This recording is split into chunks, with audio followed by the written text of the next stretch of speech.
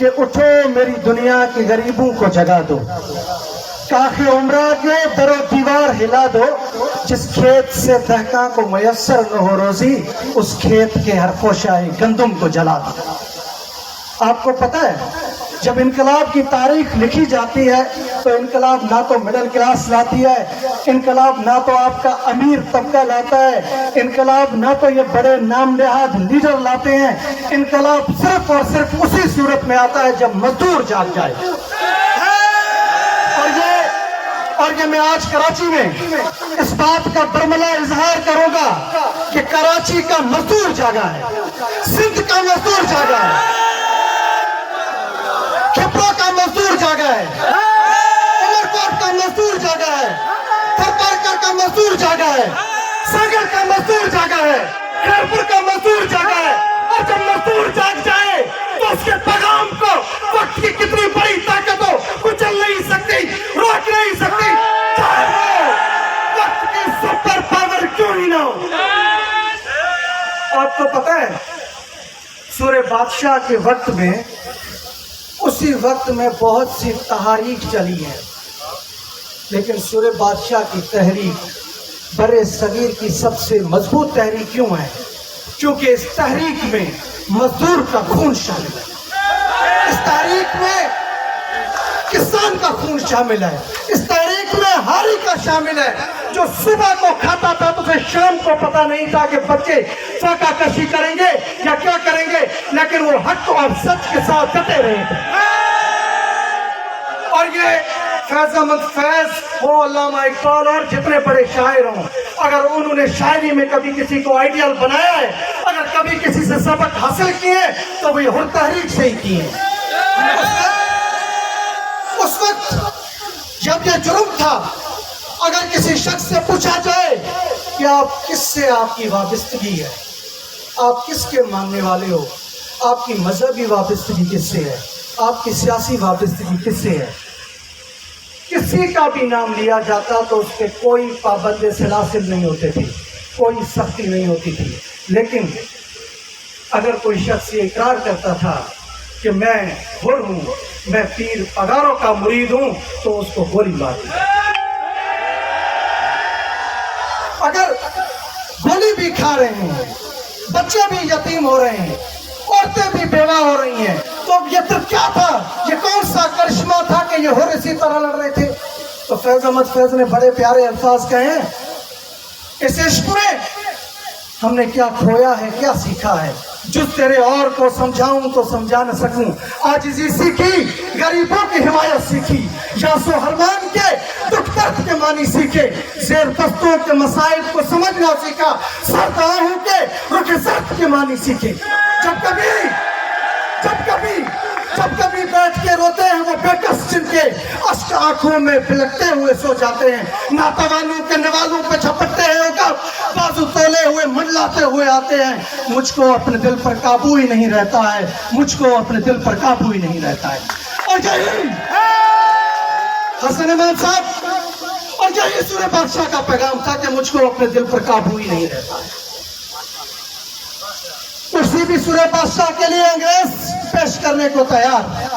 ہتھیار بھی سورہ بادشاہ کو انگریز پیش کرنے کے لیے تیار، جائیداد بھی سورہ بادشاہ کو انگریز پیش کرنے کے لیے تیار۔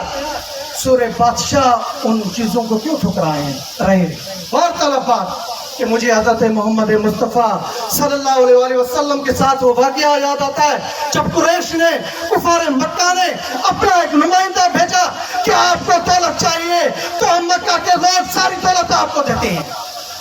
آپ کو حکمرانی چاہیے تو ہم مکہ کے لوگ آپ کو حکمران بنا دیتے ہیں، آپ کو خوبصورت بیوی چاہیے تو مکہ کی جس لڑکی کو آپ پسند کریں گے وہ آپ کی بیوی ہوگی، لیکن خدا را آپ یہ جو حق اور سچ کی بات کرتے ہیں، خدا کی بات کرتے ہیں، اللہ کی بات کرتے ہیں، اسلام کی بات کرتے ہیں، یہ حق اور سچ کا آپ پرچار چھوڑ دیں، آپ جیسے چاہیں گے ویسے ہوگا۔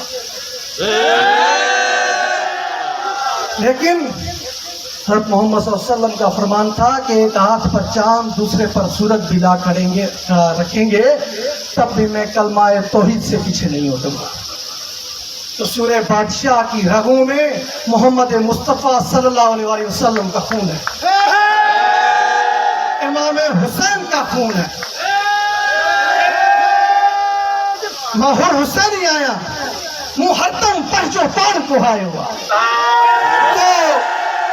تو تیر کھڑی تلوار کھڑی پہچو پان لجائے ہوا ہی حسینی ہرن جو کافل ہوا حسینی ہرن کے یہ سمجھو تب پروردگار جی سلیکٹ کرے چھڑیو آتا ہوں کہ خاص مقصد جلا تمہا وطن جلا نائیو تمہا وطن جلا نائیو تمہا مال و دولت جلا نائیو تمہا مقصد جلا آئیو اے مقصد یہ ہوا کہ ہن دھرتی تے محمد رسول اللہ صلی اللہ علیہ وسلم جب وہ پیغام کھڑی آیا وہ پیغام پہنچی اولین ترجیح سورہ بادشاہ کا عام شخصیت کون ہے 33 سال جی جمار میں تمام اندازو کہو تو ہن شخص پہنچو عروج بھی دسی چھڑیو شہادت جو تاج بھی مانیو بڑے سج دھج سا فیض احمد فیضل جس دھج سے کوئی مقتل میں گیا وہ شان سلامت رہتی ہے یہ جان تو آنی جانی ہے اس جان کی کوئی بات نہیں اور سورہ بادشاہ اس وقت یہ واضح پیغام دیا کرتے تھے اپنے اور جماعتی کو مجاہدین کو کہ کٹتے بھی چلو بڑھتے بھی چلو بازو بھی بہت ہے سر بھی بہت کہ اب تیرے منزل ہی پہ ڈالے جائیں گے اور ہماری منزل بہت واضح تھی کہ ہم اس انگریز کے ناپاک قدم اس پاک دھرتی پر کبھی برداشت نہیں کریں گے اور سورہ بادشاہ اگر انسانی دماغ کا آزادی کا اگر معراج اس بر صغیر میں کہیں گے تو وہ سورہ بادشاہ کا دماغ جنہوں نے لوگوں کو یہ ریئلائز کروایا محسوس کروایا کہ تم کیسے غلام پسند قوم بن گئے ہو کہ تم پہ چند ہزار لوگ 30 کروڑ کی آبادی پہ حکومت کر رہے ہیں کیسے تمہاری یہ غلام ذہنیت ہے تو غلامی کی زنجیروں کو توڑنے والا بھی سورہ بادشاہ ہے آج بڑی آسانی سے لوگ کہہ دیتے ہیں کہ پیر لفظ کو بڑا لوگوں نے منفی بنا دیا میں پیغام دینا چاہوں گا آج یہاں سے جو لوگ پیر لفظ کو منفی بناتے ہیں انہیں یہ پیغام دوں گا کہ شکر کرو